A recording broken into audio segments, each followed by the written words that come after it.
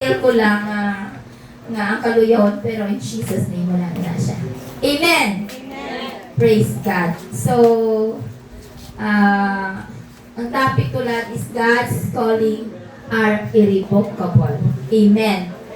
Tanan ko kita, God's calling are irrevocable. God's calling are irrevocable. Sino nakamaan kang irrevocable? Next is pwede ito sa laang una. For the gifts and the calling of God are irrevocable. Inamoy na sa Romans 11 verse 29. Next. God never changes His mind or takes back the spiritual gifts, blessings, or purpose He has given. Once God imparts a calling or a gift to an individual or group, it remains permanent. Amen! Ang meaning sa irrevocable sis, in the Bible means something that cannot be changed. Hindi maislan, hindi makuha, hindi makancel. Amo na meaning sa irrevocable. Once nga Ginoo man nagtawag sa imo, actually isang dili ko pala na-remind sa ako, no? Gamay lang nga testimony ko. Na-remind niya sa ako nga si Sam, sa baby pa siya, hindi din siya magtulog kung hindi mo pagkantahan sa Christian song. Si Pastor Steven, ipermi ang iyang music. Amen? Kaya gusto ni Sam, sa gamay pa siya, kinalan may arak ng music, kinagaili-ili ka na. Nalipan ako kung ano ang title sang gusto niya. Tuloy may aragin na siya nga kanta nga every time matulog siya mo ginangya gusto. Basta mo sa iba ni music. Hindi, pero sang amo na nga about kay Jesus. Nabian, no, daw amo na ang kapatulog siya. Kaya nag-remind na sa akon asa magdako siya nga sa kabuhi gali nato, no? Ara, pakita sa tiyan ni nanay nato. Ginpak kinana kita ni Lord. Actually, wala ko ni kabalo nga si Sam gali gin-open ni Lord ang iya nga gift sa singing. No? Kaya na pala, actually, sa gamay ni siya, nakita ko naman gin nga mahilig siya magkanta. Kaya nakakanta si Papa niya, ginaagaw niya ng microphone. At gali nakita ko nga si Lord sa gamay, sa ara pa kita sa tiyan, no?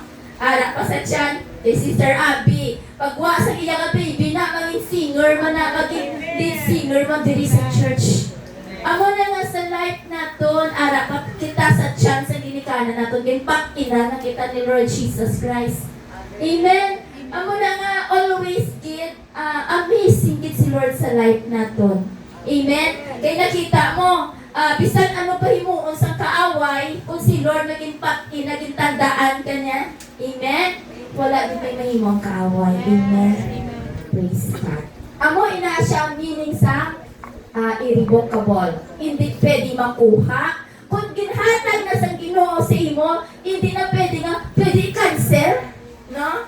Pero sa aton, mabakal kita sa department store. May anak na mga bagay sa department store nga after 7 days, pwede mo ma-return, ma-exchange. Pero pag si Lord ang naghatag, hindi na pwede bawiun. Amen?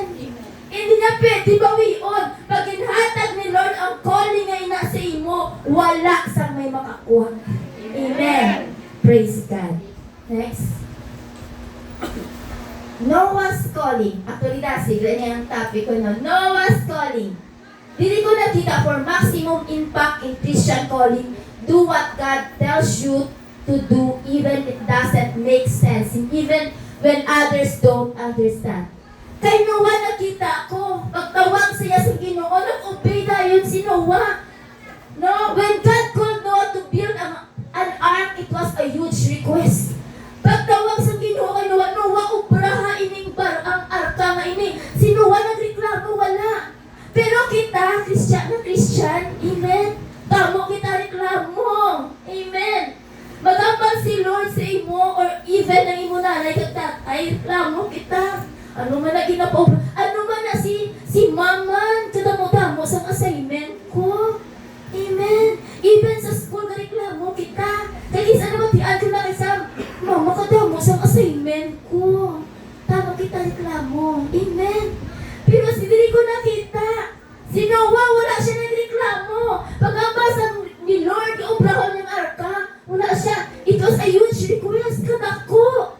Amen. Kasi una siguro that time, nakita ni Noah, siguro kadamo-damo sa time ng mga kahoy dito. Nung sino maka-obra, pila ka years ng obra ni Noah sa ark. Amen. Imagine being asked to do something so monumental with little explanation. Paghambal ni Lord, amo iniubrahon mo, gamay lang na-explain ni Lord, abot mo dayon, balaan mo dayon. Amen. Next, Noah's response was to simply obey. In our Christian life, hambal ni Lord sa aton every Sunday, Sunday lang ginahatag ko sa imo, para magsimba kita, para mapalapit kita kay Lord, pala ang presensya ni Lord, tumatsyaga natin. Pero damo kita reklamo. Amen? Sunday.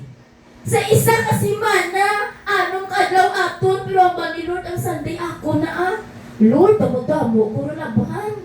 Hindi mamala itong uniform ko, Lord. Si Satan wala ka ubra. Tambaka na lang ha, Monday hasta sa Sabado o tambaka da sa Sunday ka manglabahan. Tamo kita reklamo. Amen. Nga ang Sunday para lang gid sa Ginoo. Let Noah maging obedient kita. Amen. Ginhatag natin ang tanan-tanan kay Lord nga para kay Lord. Ang mga pinaka-the best nga hatag natin siya. Obedient ka heart natin. Amen. This teaches us that like Noah, we too are called to listen with God prompts us. Even when it seems doubting, we can reflect on own lives. How often we hesitate when faced with God's call. Looking at Noah's example encourages us to embrace God's direction. Halin sa naging pusuan natin. Amen. One of us will obey God perfectly in our Christian life calling. Kita nga mga Christians. Kung palangga natin si Lord, whatever tawag ni Lord sa aton, yes, Lord! Wala na, no! Yes, Lord! Di ba na? Ang mga ara sa gobyerno, pagtawag sa ilang mga